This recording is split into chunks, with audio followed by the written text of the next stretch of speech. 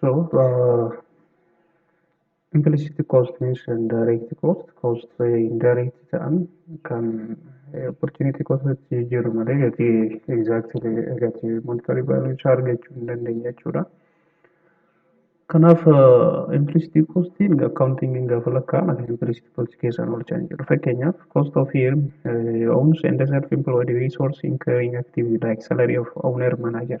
Ofii isaa yoo manager ta'e yookaan immoo estimate rent of a building belong to owner of a firm. Bakka hojii yookaan isaa tokko mana itti hojjetu kan isaa yoo ta'e ofii kaffaluu hin danda'u kaffaltii kana yookaan immoo akka kaffaltiitti hin herreeggatu jechuudhaaf malee kostidha.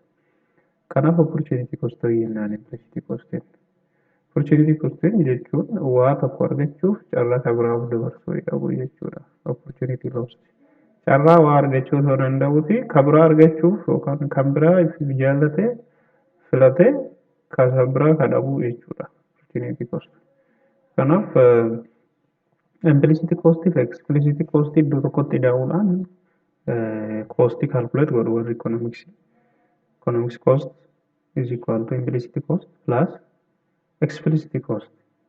Now cost direct and indirect walitti dabalanii cost calculate godhu jechuudha warri economics. Economic cost of opportunity cost is cost of goods or service value based alternatives that's foregone in order to produce goods or undertake service. Tajaajila tokko argachuudhaaf yookaan immoo mi'a tokko argachuudhaaf kan nuti carraa kan biraa dabarsinu opportunity costidha jechuudha. Taanee economics so kanaaf amma costii maaliif herreegna bu'aa yookaan profit beekuudhaaf produuseriin tokko profit isaa beekuuf costii isaa beeku hojii isaa baasii isaa beekuu qaba. Baasii isaa fi galiif baasii erga adda baasee booda bu'aa buufatee moo buufanne kan jedhu ilaalaa jechuudha. Kanaaf galii hir'isuu baasii. Kanaaf galiin isaa revenue jennaan total revenue. Revenue galiidha. Galii gurgurtaa mi'aarraa argamu fakkeenya. It is income from sale of product. Fakkeenyaaf yoo mi'a kiwii jedhamu tokko kan oomishu ta'e gatii P jedhamutti yoo gurgure galiin inni argatu oomisha kanarraa maal ta'a jechuudha. Kiwii baay'isuu P ta'a jechuudha. Hamma oomisha baay'isuu gatiitti gurgure. Kun galii isaati. Galii isaa yookaan revenue isaati. So revenue is income from sale is equal to price times quantity. Galiin kun tarii galii gurgurtaa adda addaa irra ta'uu danda'a. Kanaafuu galii madda galii garaagaraa yoo ta'e walitti idaaneef tootaalii jennaan tootaal revenue immoo galii waliigalaa. So economic profit is equal to galii waliigalaa inni argatu hir'isuu implicit cost plus explicit cost. Total revenue is equal to economic profit is equal to total revenue minus implicit cost plus explicit cost. Kanaaf asitti maal jechuudha profitii yookaan immoo paayi kan jennuuni leetarii paayii jedhu fayyadamna yeroo mara. Profit is equal to now total revenue minus in bracket implicit cost plus explicit cost for economic profit. This is for economic profit only. Fakkeenyaaf yoo kwanti nam tokko kompiitara 10,000 yoo sa'a tokko keessatti kan oomishu ta'e gaafa oomishu immoo piraayisii yookaan gatii 15,000tti kan gurguru yoo ta'e fakkeenyaaf baasii waliigalaa inni baase fakkeenyaaf total cost inni baase 200,000 yoo ta'u fakkeenyaaf akkasuma immoo explicit cost easy explicit costing kuma 5,000 ta'e fakkeenyaaf 5,000 yoo ta'u find economic profit jedhamuu dandeenya jechuudha. Economic profit gaafatamuu dandeenya jechuudha. Kanaaf economic profit maal ta'a jechuudha total revenue price times Q.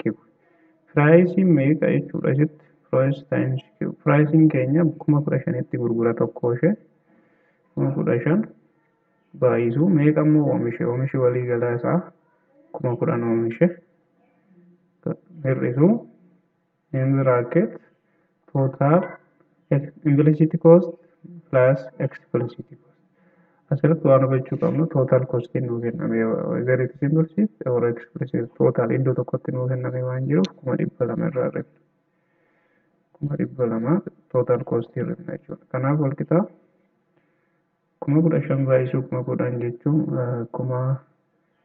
150 hir'isuu 200,000 jechuudha. Kumaa dhufe negeetiva 50,000 namichi kun loosii godhe jechuudha. Is loss negeetiva 50,000tti dhufe jira jechuudha. Bu'aan buufanne namichi kun sadarkaa jalqabaa ta'uu danda'a. Kanaaf fakkeenya akka kanaatti hojjenna jechuudha. So here the best matter is that amma kun akkaataa itti economics profit calculate goonudha. Akkaataa itti economics profit calculate goonudha. Kan qabattan ta'e yaadannoo kana akka qabachuu yaada. Kan economics profit kana yoo ta'u accounting profit immoo only explicit cost. Now here accounting profit.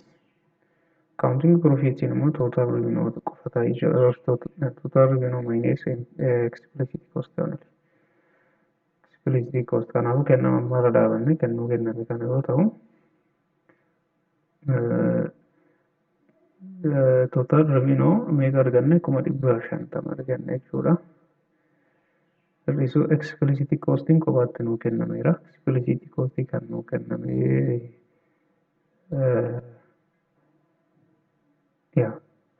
5,000 nuu kenname 5,000 irraa arganne jechuudha. Kanaafuu meeqa jechuudha 145. Accounting profitiin 145 fa'aa jechuudha. Kanaaf amma inni guddaan garaagarummaan economics profit fi accounting profit gidduu jiru baay'ina implicit qofadha jechuudha. Asirratti wanta lama hubachuu barbaachisa. Here we must be understood two items. So economic profit and accounting profit. If all inputs are purchased, wantoonni hunduu kan bitaman yoo ta'e gatiin isaanii yookiin baasiin isaanii will calculate as explicit cost. So economic accounting cost is greater than economics cost by implicit cost. Okay, irratti baasiin accountingii baasii economicsii kan inni caalu hamma implicit costii qofaanidha. Maaliif implicit cost calculating godhanii isaan implicit costiin hin jiru taanaan accounting profitiinis accounting costiinis economic costiinis wal qixa. Lammaffaa yoo mi'oonni hundinuu kan bitaman ta'e namni hundi kan oomishu hundayyuu biteetu oomisha yoo ta'e namichi kun gaafa costii calculate goonu costiin accountingidhaa fi economicsii ammas wal qixa jechuudha. Wal qixa jechuudha. Kana hubachuun gaariidha. Okay, kan itti aanu cost analyze gochuudha. Xiinxaluu baasii oomisha yeroo gabaabaa keessatti short ta'anii keessatti analyze gochuudha.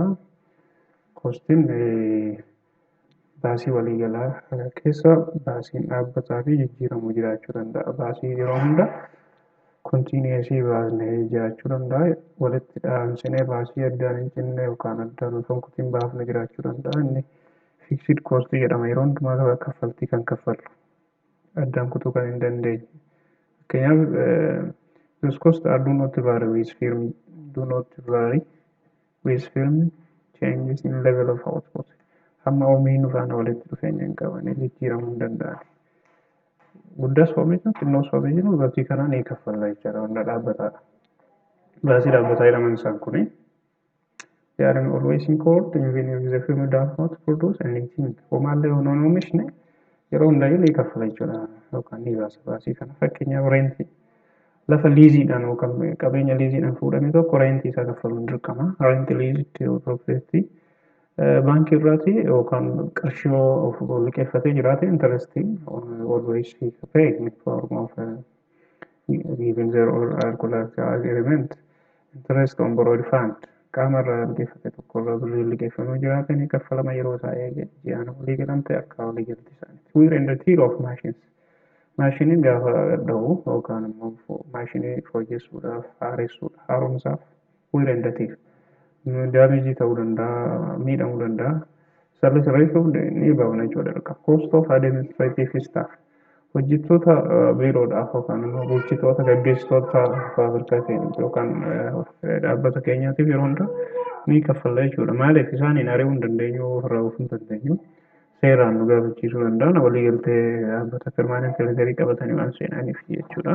So we are always pay for exit cost for administrative staff, interest on borrowed fund, rent, like. Kan lammaffaan koostii baasii jijjiiramuu danda'u fakkeenyaaf amma nuti oomishuurra dhaabate itti directly vary with the level of output. Amma oomishni dura dhaabata firmiin tokko amma oomishuurra dhaabate baasii isaa arranjii gochuu danda'a, flexible gochuu danda'a. Yoo humaan oomishne variable costiin zeeroodha. When output zero, variable cost is zero. Wanta sitti adda godhu let firm expand its output as cost and rise. Short term variable performance depend on level of output. Fakkeenyaaf nama miindeffee jiroota namichi kun bu'aa hin buufanne yoo ta'e yookaan piroofitii hin arganne yoo ta'e yoo loosii ta'e baay'ina hojjettoota miindeffatee jiru hir'isuu danda'a. Fakkeenyaaf laaboriidhaaf maal kaffala jechuudha, weejii kaffala. Dura nama 500 oomisha yoo ta'e amma nama 150tti deebisuu danda'a. Maaliif weejii kaffaltii kaffalu xinneessuu jechuudha. Raw material kan jiru fakkeenyaaf raw materials. Raw materials san kanaaf kaffaltii kaffalu yookaan baasii kanarratti ba'u raw material hedduu bitaate mi'aaledhi amma muraasa keessatti xinneessuu danda'a jechuudha. Kanaafuu variable input jennaan isaan kan. Workers excluding administrative staff, cost of raw materials and the workers wage for workers. Kun cost variable input jechuudha. Kanaaf costiin short termii fixed dhaabbataa fi kaffaltii dhaabbataa fi kan jijjiiramuu danda'u jira jechuudha. Isaan kana lama walitti gaafa fidan baasii walii galaa argan. Baasii jijjiiramu, baasii dhaabbatu. Fixed cost plus variable cost is equal to total cost. TC total cost, total fixed cost, total variable cost. Total fixed cost kan jennu fixed costiin maal akka ta'e ilaalleerra. Fixed costiin costii yookaan baasii dhaabbataadha. Baasiin dhaabbataa kaffaltii tokko qofaa miti. Fakkeenyaaf meeqa jira fixed costiin asitti. Fixed cost meeqa kan lakkoofne sirra rentii, wiirendatiir of administrative cost of administrative staff interest. Kanaafuu 2 fi 3 walitti jira jechuudha. Walitti waa fayyadamu tootaalii jedhame. Tiin kun kanaaf dhufe jechuudha. Fixed costiin tokko of isaa oltu jira. Walitti gaafa fayyadamu tootaalii isaanii. Variable costiin akkasumas amma tokko cost of raw material, cost of wage walitti tootaalii isaanii. Idaama isaanii. Idaamni walii galaa kun total cost kenna jechuudha. Functionally graafiin isaanii akka kana fakkaata. Fakkeenyaaf amma outputiin kan oomishamu zeeroodha amma ji'aatti gaafa ta'u fixed costiin birrii 60 qofa. Variable costiin amma kanaan jira 20 40 60 inni isaa 120. Total costiin kun egaa idaama isaaniiti. Fakkeenyaaf 60 eessaa dhufe fixed cost plus variable cost is equal to total cost. 60 zeeroo da'u jira.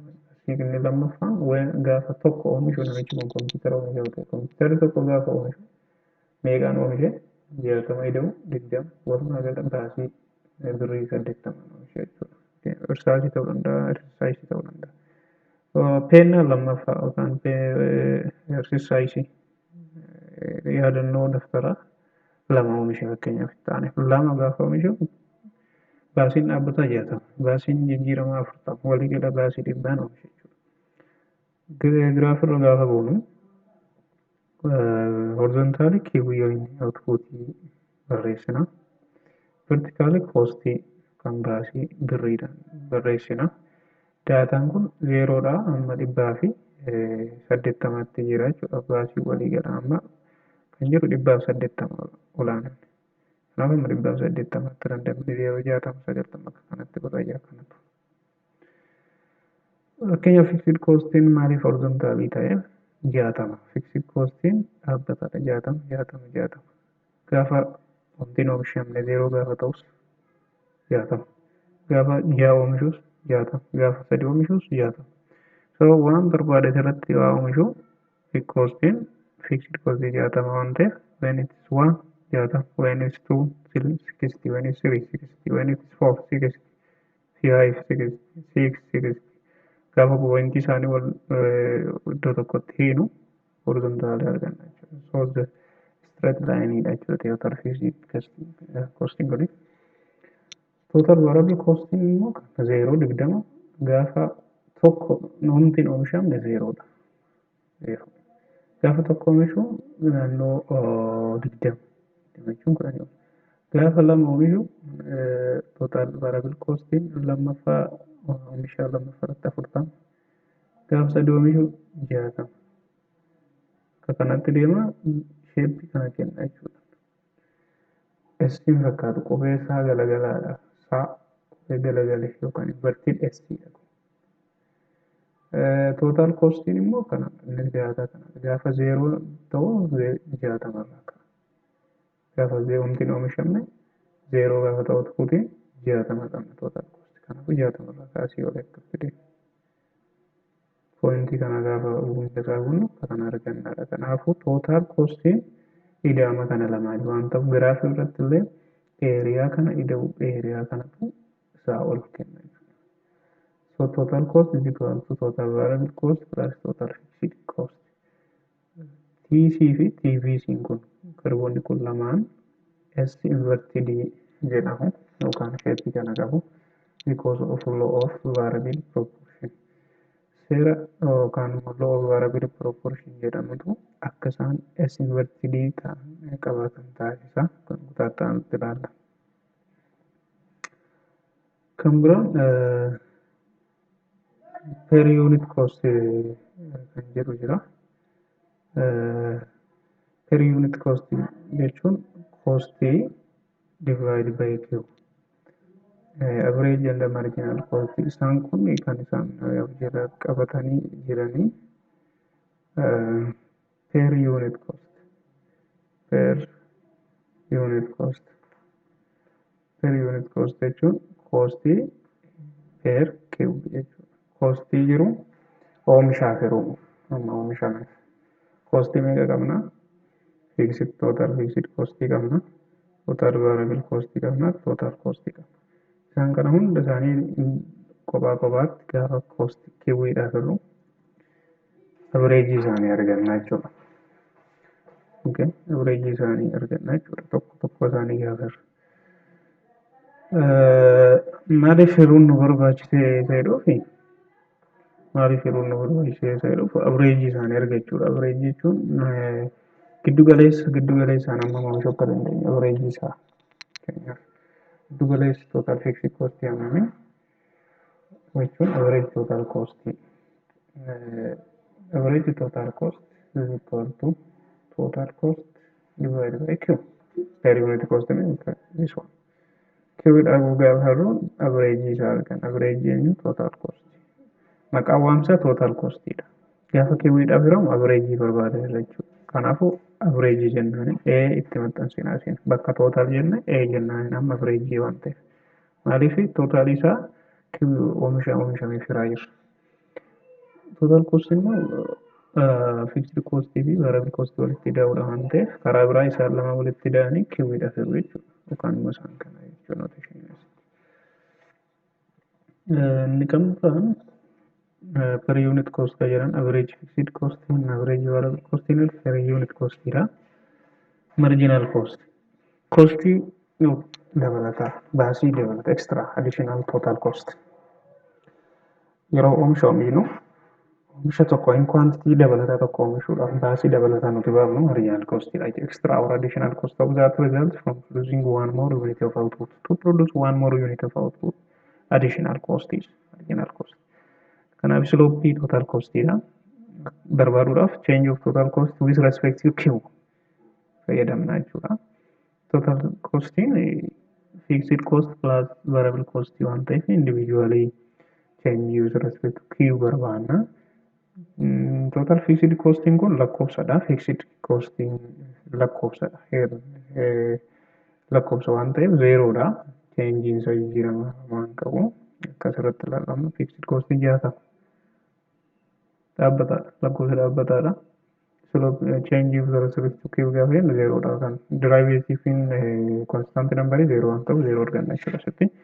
So we cannot do anything for fixed cost. We can only apply it on variable cost. In short run, total fixed cost is zero. Fakkeenya tu jira. Fakkeenyi kun oomisha short run cost function an firmii tokko jechuudha. Gama kanaan kenna. 2QQ minus 2QQ square plus Q plus 10. Gama kanaan nu kennamee jira. Kana osoo fakkeenya kana dalagiin dura gara hariiroo isaanii ilaallu giraafii irratti. Kiwiin oomishadha. Oomisha yeroo baay'ee horizoontaal fayyadamna. Kostoota vertikaalii diroo goona akkasitti. Erga raawwanne per unit cost iddoo tokkotti diroo godhuudhaaf average fixed costiin gara X fi Y tti reach gochuu yaala. Asymptotical to X and Y axis. Maaliif constant number yookaan lakkoofsa tokko hiraa oolla jechuudha. Fakkeenyaaf negative infinity real numberidhaaf gaafa jirru any real number kiwiin keenya zeeroos negatiivas positiivas yoo ta'u yoo negatiiva ta'e gara waayitti reach ta'uu dhufa lakkas. Gaafa zeeroo ta'u amma danda'ame zeeroo gochuudhaaf yaala garuu exactly zeeroo rabbuu. Gaafa positive infinity ta'aa dhufu asii gara x asymptotii ta'a jechuudha. If it is positive infinity to try to have some x-axis. If it is going to nearly 0 point something, near 0. If it's negative infinity, it try to asymptote to y-axis. Which one? Average fixed cost. Kanaafuu yuun ta'u walillee deebi'u gara akkuma kanatti jira jechuudha. Qubee uumamuu hin danda'u. Marginal costing since poorly slopedha akkuma kana. Change of total fixed cost waan ta'eef qubee uu fakkaatti. Kanaaf jalqaba average fixed cost draw goone dhufnee marginal cost daballe average variable cost itti aanse. Average variable cost jechuun isa average variable cost below average fixed cost. Dugdaduu average fixed cost step tokko segne on marginal cost we can draw one step average variable cost. Erga barreessine ammas average fixed cost step tokko ol segne dugda duuba marginal cost itti garuu average variable cost gararraa curve average variable cost ol dugda duuba marginal cost itti curve tokko draw goona kun average cost. Yoo boca isaanii ilaaltan bifti marginal cost kunis ta'e average variable cost ta'e average cost kunis ta'e qubee u fakkaatan U shape jedhamu isaan sadan. Except average fixed cost MU, AC, AVC have U shape. Why? Because of law of variable proportion. It is justified here. Erga kana jenne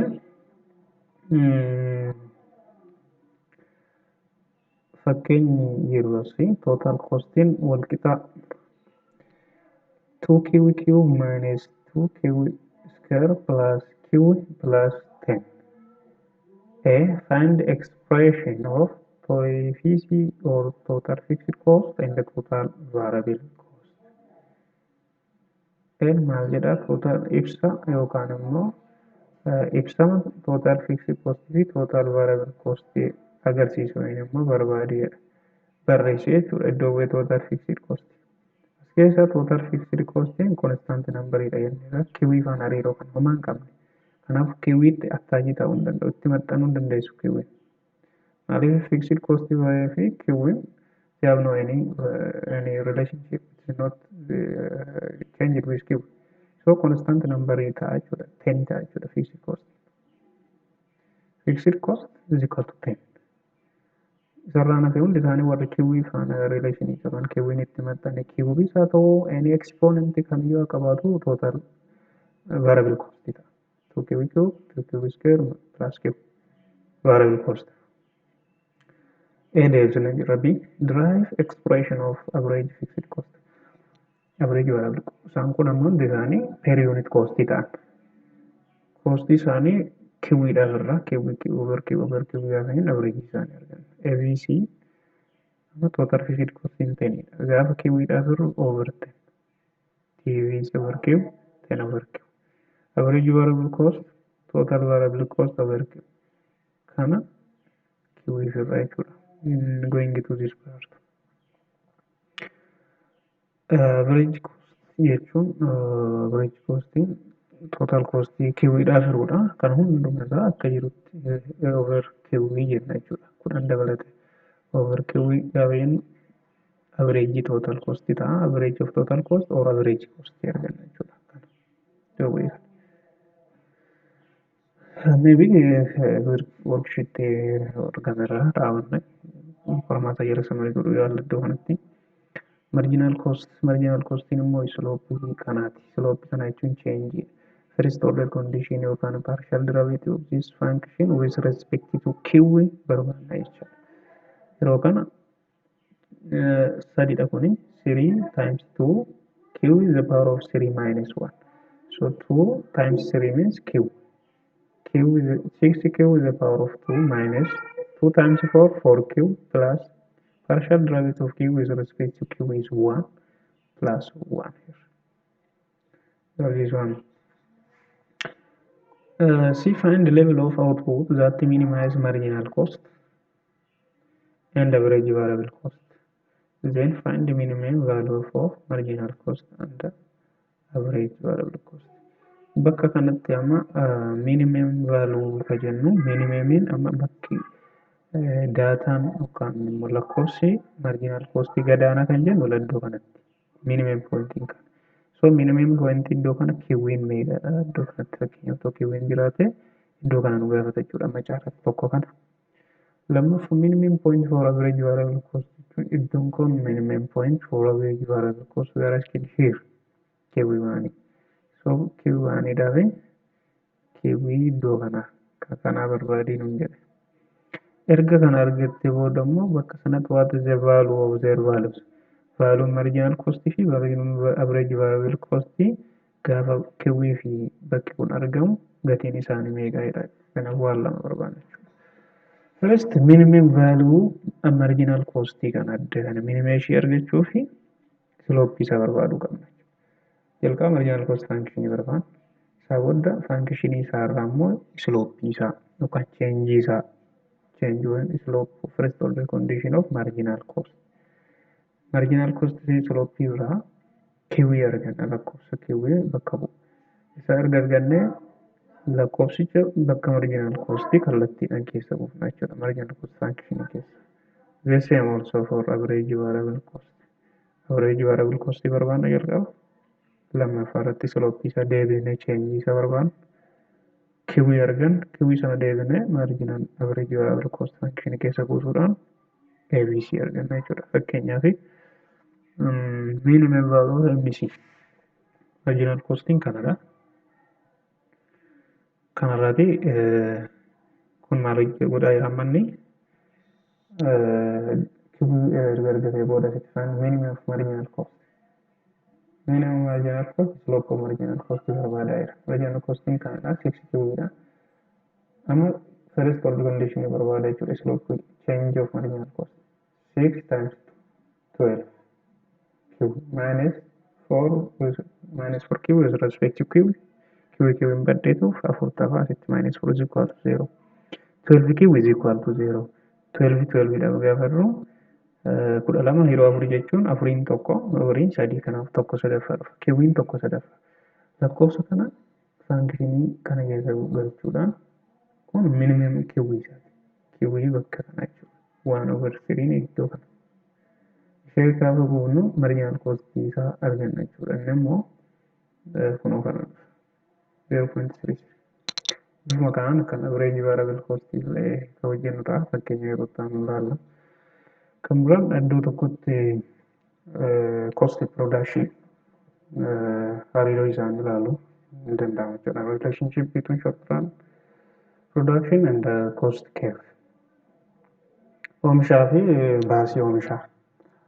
Graphical as well as mathematical they have their own relationship. Fakkeenyaaf oomisha yeroo gabaabaa short run firmiin oomisha tokko variable input laaborii qofa fayyadamu, humna namaa qofa fayyadamu. And capital input, capital as fixed input and labor as variable input. Kaffaltiin inni hojjetaadhaaf yookiin laaboriidhaaf fayyadamu wage jennee haa moggaasnu. Price of labor is wage. Okay. So price of capital is interest, price of labor is wage. Reward or price means the same thing. So here wage in constant dhaabbataadha. This constant. Given this conclusion, we can derive relationship between marginal cost and the marginal product of labor. Also average variable cost and average productivity of labor. Itu tokko na ilaalu. Jalqaba marginal cost fi marginal product of labor relation isaanii. Jalqaba maal jenne irraa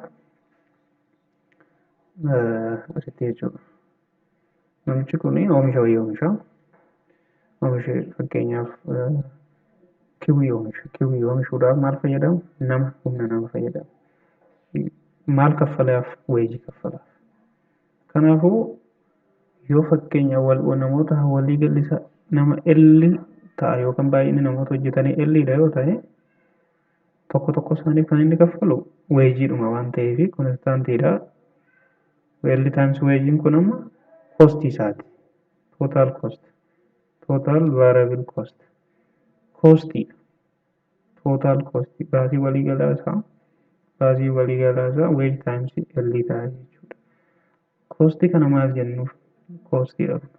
Variable nama fixedidha. Variable costidha. Maaliif total variable cost jenneeni laboriin variableidha waan ta'eef. Total variable cost. So total variable cost is equal to wage times labor. Wage times labor. Isa jalqaba amma hariiroo marginal cost fi marginal product gidduu jiru ilaallu.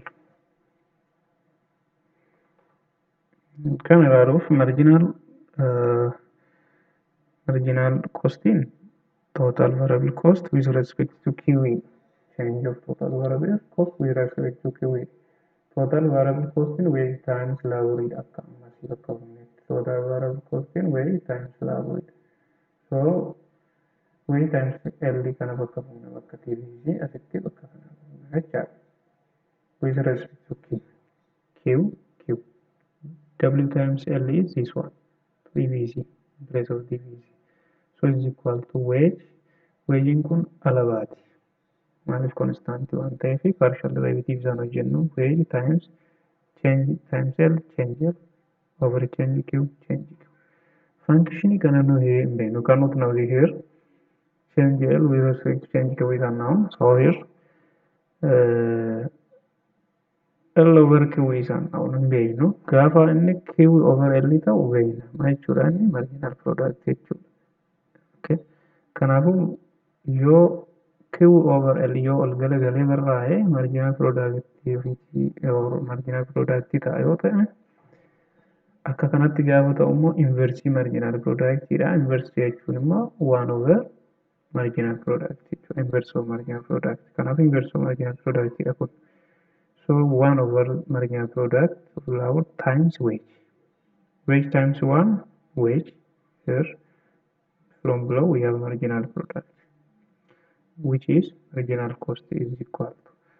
Kanaaf amma hariiroon isaanii negative related jechuudha. Marginal product kun yoo baay'ee dabalaa dhufe lakkoofsi kun lakkoofsa guddaatiif hiramaa gaafa dhufu marginal cost baay'ee xinnaa jechuudha. So when marginal product is increase, marginal cost is decrease. When marginal product is decrease, marginal cost is increase. So the above expression shows that marginal cost and the marginal products are inversely related. The same thing for average variable cost. Average variable cost means total variable cost over Q dha. TVG W times L jenneerra. W times L over Q dha. Wage times L over Q jechuu dandeenya. Kunii fi kun wal qixa. Garuu L over Q kana hin beeknu nuti maal jechuu akka ta'e. Gaafa ol galagalee barreeffamu average product ta'a. Kanaafuu inversii average product ta'a jechuudha. Kanaaf average variable cost is equal to 1 over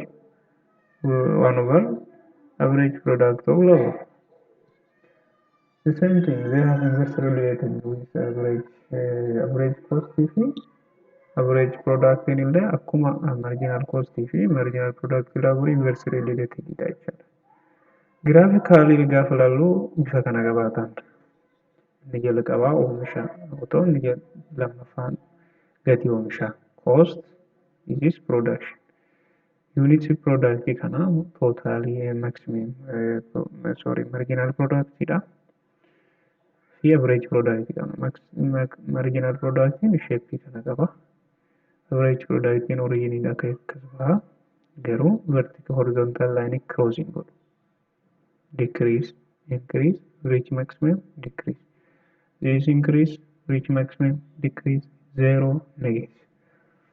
Haala kana costii fakkeenyaaf minimum bakki kun minimum jenna minimum gaafa concave up waan ta'u minimum value qaba fakkii concave down gaafa ta'u maximum value qaba maximum for marginal product maximum for average product minimum for marginal cost minimum for average variable cost so gaafa hariiroo isaanii yoo ilaalle garbii kanarratti marginal cost amma kuni decrease ta'aa jira. Maal ta'ee marginal product in faallaa kana increase ta'aa jira. Gaafa inni reach maximum godhu marginal cost immoo reach minimum. Gatii baay'ee lakkoofsa gadaanaa dhufa jechuudha. Gaafa marginal product lakkoofsa guddaa irra gahu costiin isaa xiqqaataa jechuudha. Gaafa costiin rise ta'u marginal costiin isaa additional costiin rise gaafa ta'u marginal product immoo decrease ta'a. Significantly negative related both including AP also with average variable cost. So kun gaafa bakka namaa bakka bu'u kunuma suura isaati. So mirror image daawwitii ta'ee agarsiisa kun. Costiin daawwitii production. So the cost is a mirror image for production. Kun amma akka namaatti gaafa dhaabatu nama dhaabatee bishaan keessa of ilaalu wayii fakkaata jechuudha inni irraa kun. Hariiroo kana waliin qabanii graphically wayii mathematically kan gaafatamu ta'e akka kana statementiin kun kan agarsiisa. Guyyaadhaa paartii lammaffaa kan ilaalu yaalleerraa guyyaa itti aanutti worksheetii muraasa gaaffii muraasa qabaannee waliin deemna. Agarsiisti dubbisa gaarii koomentii fi yaada qabdan barreessuu ni dandeessu. Namoota ni gargaara jettanii kan yaaddan yoo ta'e hiriyaa keessanii sheer godhaa, laayik godhaa, sabiskiraayib illee godhuudhaan follow kan gootan. Hubachiisa yaadannoo illee ta'e waan godhuudhaan gaafa maxxanfamu tiichiroo yaaliin akka hordoftan siin jenna turtii gaarii.